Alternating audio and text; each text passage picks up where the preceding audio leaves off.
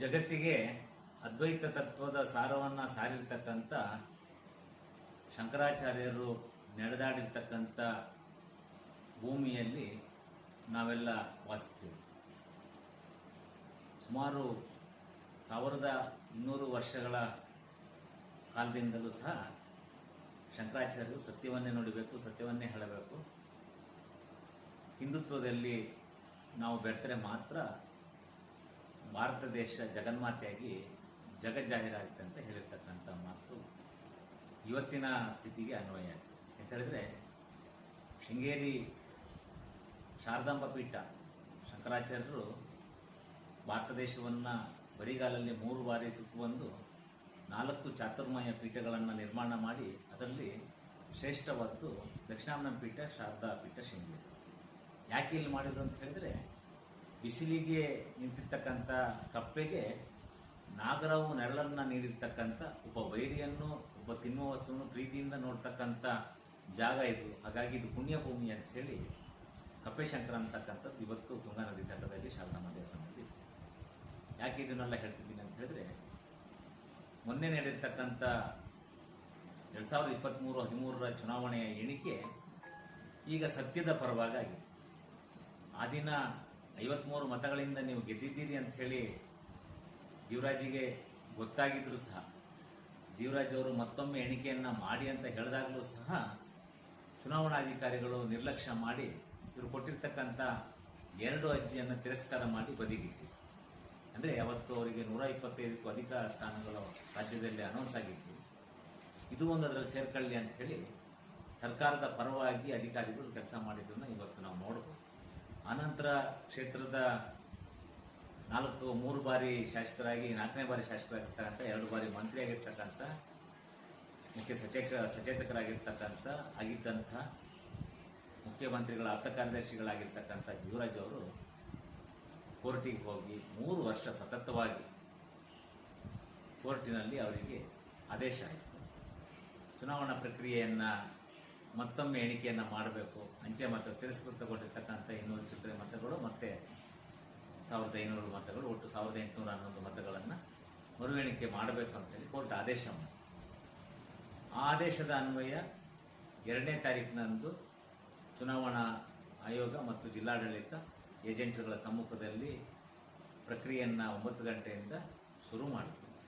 ಮೊದಲ ಸುತ್ತಿನಲ್ಲಿ 202 ಮತಕ್ಕೆ 2 ಮತ ಹೆಚ್ಚಿಗೆ ಬಂದು, ಬಹುಶಃ ಬಂದಾಗ ರಾಜೇಗೌಡರು ನಾನು ಗೆದ್ದೇ ಬಿಟ್ಟೆ ಅಂತ ಹೇಳಿ ಸಂಭ್ರಮವನ್ನು ಆಚರಣೆ ಮಾಡೋಕ್ಕೆ ಆರಂಭ ಮಾಡಿಬಿಟ್ರು.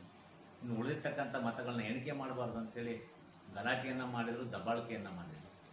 ಚುನಾವಣೆಯಾಗ ಅದು ಯಾವುದನ್ನೂ ಲೆಕ್ಕಿಸದೆ ಮತ್ತೆ ಪ್ರಕ್ರಿಯೆಯನ್ನು ಸ್ಟಾರ್ಟ್ ಮಾಡಿ ರಾತ್ರಿ 12:30ರಿಂದ 1 ಗಂಟೆವರೆಗೆ ಮತ್ತೆ ಎಣಿಕೆಯನ್ನು, ಪ್ರತಿಯೊಂದು ಮತವನ್ನು ವಿಡಿಯೋ ಮೂಲಕ ಚಿತ್ರೀಕರಣ ಮಾಡಿ ಅದನ್ನು ಅಳತೆಯ ಲೆಕ್ಕವನ್ನು ಮಾಡಿ, ಆ ಲೆಕ್ಕಾಚಾರದ ಪ್ರಕಾರ 2013 ಮೇ 13ರಂದು ಹೇಳಿರ್ತಕ್ಕಂಥ 53 ಮತಗಳ ಮತ್ತೆ ಜೀವರಾಜಿಗೆ ಬರೆದು ಜೀವರಾಜ್ ಗೆಲುವನ್ನು ಸಾಧಿಸಿದ್ದಾರೆ. ಆನಂತರ ಕಾಂಗ್ರೆಸ್ಸಿನ ರಾಜೇಗೌಡರು, ಆಗಿನ ಸೋತು ಗೆದ್ದಿರ್ತಕ್ಕಂಥ ರಾಜೇಗೌಡರು, ಮೋಸದಲ್ಲಿ ಚುನಾವಣಾ ಆಯೋಗದ ಸರ್ಕಾರದ ವತಿಯಿಂದ ಮೋಸದಲ್ಲಿ ಗೆದ್ದಿರ್ತಕ್ಕಂಥ ರಾಜೇಗೌಡರು ಮತ್ತು ಅವರ ಪಟಾಳನ್ನು ಮಧ್ಯಾಹ್ನ 2 ವೋಟ್ ಜಾಸ್ತಿ ಬಂದಾಗ ಕಾನೂನಿಗೆ ಗೌರವ ಕೊಡ್ತೀವಿ ಅಂತ ಹೇಳಿದವರು ತಕ್ಷಣ ಉಲ್ಟಾಗಿ ಕಾನೂನಲ್ಲಿ ನಮಗೆ ಗೌರವ ಇಲ್ಲ, ನಾವು ಮತ್ತೆ ಇಲ್ಲಿ ಅನ್ಯಾಯ ಆಗಿದೆ, ಸ್ಟ್ರಾಂಗ್ ರೂಮನ್ನು ಜೀವರಾಜ್ ಅವರು ಹೋಗಿ ಹೊಡೆದಿದ್ದಾರೆ, ಜೀವರಾಜ್ ಅವರ ಶಿಷ್ಯರು ಹೊಡೆದಿದ್ದಾರೆ ಅಂತಕ್ಕಂಥ ಮಾತನ್ನು ಹೇಳುವ ಮುಖೇನ ನ್ಯಾಯಾಂಗದ ವ್ಯವಸ್ಥೆಗೆ ಅಪಮಾನವನ್ನು ಮಾಡಿದ್ದಾರೆ. ಬಹುಶಃ ಸರ್ಕಾರ ಮುಖ್ಯಮಂತ್ರಿಗಳು ಇವರು, ಉಸ್ತುವಾರಿ ಮಂತ್ರಿಗಳು ಇವರು, ಸೋತು ಗೆದ್ದಿರ್ತಕ್ಕಂಥ MLA ಸೇರಿ 5 ಜನ MLAಗಳು ಇವರು, SP ಇವರು ಅಂಡರಲ್ಲಿ, DC ಇವರ ಅಂಡರಲ್ಲಿ, ಒಟ್ಟು ಆಡಳಿತ ಯಂತ್ರವೇ ಇವರ ಕೈ ಕೆಳಗಿದ್ದಾಗ ಸೋತ ಅಭ್ಯರ್ಥಿಯಾಗಿರ್ತಕ್ಕಂಥ ಜೀವರಾಜ್ ಅವರು ಸ್ಟ್ರಾಂಗ್ ರೂಮನ್ನು ಒಡೆದು ಮತಗಳನ್ನು ಹಿಂದೆ ಮುಂದೆ ಮಾಡಿರ್ತಕ್ಕಂಥದ್ದು ಆಶ್ಚರ್ಯ ತರ್ತದೆ. ಯಾಕೆಂತಂದ್ರೆ ಜೀವರಾಜ್ ಅವರು ಈಗ ಸ್ಟ್ರಾಂಗ್ ರೂಮನ್ನೇ ಹೊಡೆಯುವಂಥ ಒಬ್ಬ ಸ್ಟ್ರಾಂಗ್ ವ್ಯಕ್ತಿ ಆದರೂ ನಾವು ತಮಾಷೆ ಮಾಡ್ತಾ ಇರ್ತೀವಿ ನಮ್ಮ ಸ್ನೇಹಿತರ ಜೊತೆ. ಜೀವರಾಜನ್ನ ನೆಕ್ಸ್ಟು ಬಿಹಾರ, ಬೇರೆ ಬೇರೆ ಗಲಾಟೆ ಆಗುವಂಥ ರಾಜ್ಯಗಳಿಗೆ ಕಳಿಸಿ ಉಸ್ತುವಾರಿಯನ್ನು ಹಾಕಿದ್ರೆ ಒಳ್ಳೆದು, ಯಾಕೆಂದ್ರೆ ಮ್ಯಾನೇಜ್ ಮಾಡ್ತಾರೆ ಅವರು ಅಂತಕ್ಕಂಥ ತಮಾಷೆಯಾಗಿ ಮಾತಾಡ್ತಾರೆ. ಅಂದರೆ ಇವರ ಕಾಂಗ್ರೆಸ್ನವರ ಸೋತ ನಾಯಕರುಗಳು ಸೋತಿದ್ದೀವಿ ಅಂತೇಳಿ ಸೋತು ಇಷ್ಟು ದಿವಸ ಆಡಳಿತ ಮಾಡಿದ್ದಂತೆ ಮತ್ತೆ ಸೋಲನ್ನು ಒಪ್ಕೊಳ್ಳೋಕ್ಕೆ ತಯಾರಿಲ್ಲ. ಹಾಗಾಗಿ ಈ ಶಂಕರಾಚಾರ್ಯ, ಇನ್ನೊಮ್ಮೆ ಹೇಳ್ತಾ ಇದ್ದೀನಿ, ಈ ಶಂಕರಾಚಾರ್ಯ ತಪೋಭೂಮಿಯಲ್ಲಿ ಸತ್ಯ ಮತ್ತು ನ್ಯಾಯಕ್ಕೆ ಮಾತ್ರ ಬೆಲೆ ಇರುವಂಥದ್ದು. ಅದರ ತದ್ವಿರೋಧವಾಗಿ ನಾವು ನಡೆದುಕೊಂಡಿದ್ದೇ ಆದಲ್ಲಿ ನಮಗೆ ಸರಿಯಾದ ಉತ್ತರವನ್ನು ಕೊಡ್ತದೆ ಅನ್ನೋದಕ್ಕೆ ಬೇರೆ ಬೇರೆ ಘಟನೆಗಳಿಂದ ಇವತ್ತು ಕಾಂಗ್ರೆಸ್ಸಿನ ನಾಯಕರುಗಳಿಗೆ ಮನವರಿಕೆ ಆಗಿರ್ಬೋದಂತ ನಾನು ತಿಳ್ಕೊಂಡಿದ್ದೆ. ಹಾಗಾಗಿ ಶಾರದಾಂಬೆ ಆಶೀರ್ವಾದದಿಂದ ಮತ್ತೊಮ್ಮೆ ಜೀವರಾಜ್ ಅವರು ಪ್ರಮಾಣ ವಚನವನ್ನು ಬಹಳ ಕಷ್ಟಪಟ್ಟರು. ಅವರಿಗೆ ಚುನಾವಣಾ ಪತ್ರವನ್ನು, ಗೆದ್ದಂಥ ಪತ್ರವನ್ನು ಕೊಡಲಿಲ್ಲ. ಆನಂತರ ಅವರಿಗೆ ತಕ್ಷಣ ಅವ್ರ ಮೇಲೆ FIR ಮಾಡಿದರು. ಆನಂತರ ಅವರಿಗೆ ಪ್ರತಿ ಪ್ರಮಾಣ ವಚನವನ್ನು ಸ್ವೀಕಾರ ಮಾಡೋದಕ್ಕೆ ತೊಂದರೆ ಮಾಡಿದರು.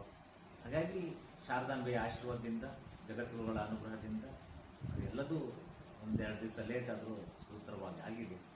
ಮುಂದಿನ MLA ಅಂತ ಘೋಷಣೆ ಆಗಿದೆ. ಹಾಗಾಗಿ ರಾಜೇಗೌಡರು ಸರ್ಕಾರ ಇರೋದ್ರಿಂದ ಅವರಿಗೆ ನನ್ನೊಂದು ಮನವಿ, ಹಿಂದೆ ನಿಮ್ಮ ಸರ್ಕಾರ ಇದ್ದಾಗ, ನಮ್ಮ ಸರ್ಕಾರ ಇದ್ದಾಗ ನೀವು MLA ಆಗಿದ್ರಿ, ಕಾರ್ಯವನ್ನು ಮಾಡಕ್ಕೆ ಬಿಡಲಿಲ್ಲ ಜೀವರಾಜು ನನ್ನ ಕೆಲಸ ಮಾಡಕ್ಕೆ ಬಿಡಲಿಲ್ಲ ಅಂತೇಳಿ ಎಲ್ಲ ಕಡೆ ಮೈಕಲ್ಲಿ ಭಾಷಣದಲ್ಲಿ ಹೇಳ್ತಾ ಇದ್ರು. ಮುಂದಿನ ದಿನಗಳಲ್ಲಿ ಜೀವರಾಜ್ ಅವರು ನನಗೆ ರಾಜೇಗೌಡರು ಕೆಲಸ ಮಾಡಕ್ಕೆ ಬಿಡ್ತಿಲ್ಲ ಅಂತಕ್ಕಂಥ ಮತ್ತೊಮ್ಮೆ ಆ ಪದ ಬರಬಾರ್ದು. ಹಾಗಾಗಿ ಸಾರ್ವಜನಿಕವಾಗಿ ಮತದಾರರಿಗೆ ಕ್ಷೇತ್ರಕ್ಕೆ ಬರುವಂಥ ಅನುದಾನಗಳು ಬರಲಿ, ಅದಕ್ಕಿಂತಲೂ ಹೆಚ್ಚಿಗೆ ಬರಲಿ, ನಮ್ಮ ಪ್ರಯತ್ನವೂ ಇರಲಿ.